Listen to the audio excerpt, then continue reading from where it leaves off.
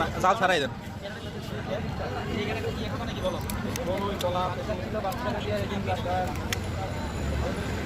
একটু আস্তে আস্তে গেলাম করে।